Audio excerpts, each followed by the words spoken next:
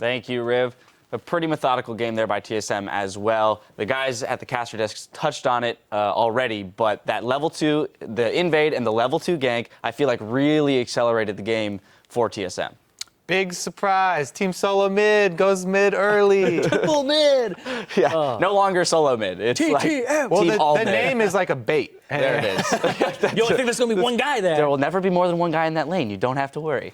No, but I definitely feel as though giving that early pressure to LeBlanc, as they mentioned, is they counterpicked the Morgana into it. So you have this idea that that's a lane for Winterfox that should be winning. It quickly gets put behind. Yeah, and Jat was talking about it too. You shove that wave in really early as Morgana to get the level 2 and to get the pressure. So you know that wave is going to be past middle when you come to gank it at that early. And then, of course, TSM, known for their rotations and things like that, they played the game out pretty much perfectly in the sense of extending ward pressure into the jungle, taking the outer turrets, putting Baron pressure, forcing Winterfox into a terrible bot lane inner turret trade for Baron. Yeah, and I think even just to start it off before that, their lane swap, TSM, was a really good choice. Forcing someone who hasn't played competitive before, like Avalon, coming in. Lane swaps are one of the hardest things to get used to because that's not something you practice on an everyday basis. And we really saw it there. Seemed to have a hard time.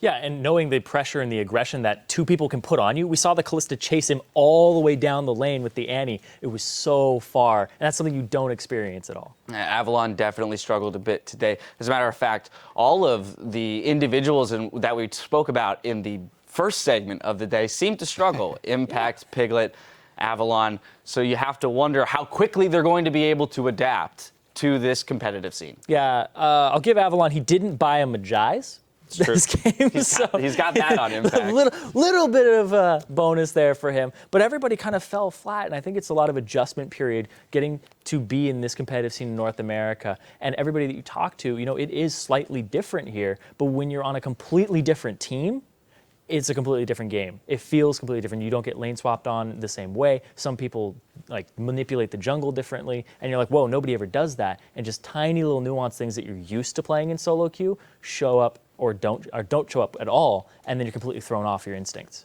I think it's a really expected result because so many teams made so many off-season moves, and everyone is scrambling at the end of the season right before we're about to start, trying to pick up people and getting all these last-minute acquisitions. Of course they're going to have a rough start for all the people that are just coming over here. I mean, Team Impulse is a really good example because they just all threw together the team very, very recently, didn't even get to practice together. So a lot of these teams are experiencing similar issues. Yep, rough start for some, solid starts for others.